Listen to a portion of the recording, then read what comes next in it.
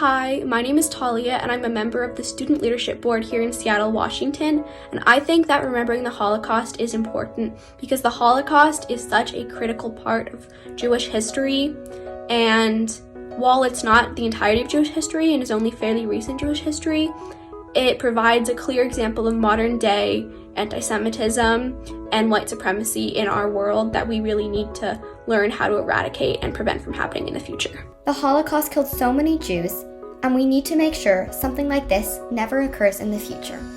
I see so many parallels from almost 100 years ago and today that we need to speak up about. We need to be aware of how small biases can blossom into atrocities. Things like anti-Semitism and discrimination against LGBTQIA plus people and discrimination against people with mental health issues. The message we need to remember is to celebrate diversity. An action of learning and remembering will teach us that we can prevent, we can change, and what we can do better.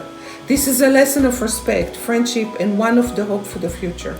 It gives us a chance to recognize all the lives that were lost and to educate others on how to prevent genocide and hate from happening in the future.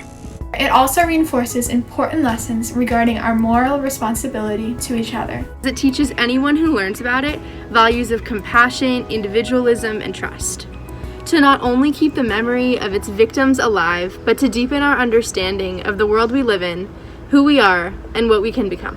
If we don't remember it happened, then it's going to happen again. Because those who do not learn from history are condemned to repeat it. It requires us to activate the powers of scholarship and kindness to confront the steps of genocide as part of our work toward liberation. It encourages us to think about the resilience people had after the Holocaust and how important that was to creating the world we live in now, and how we can use that same resilience today to make a more just future for all. Just because you are different doesn't mean you are any less important. Hatred has no place here. In 2021, my hope is for the world to become more tolerant and more respectful of one another.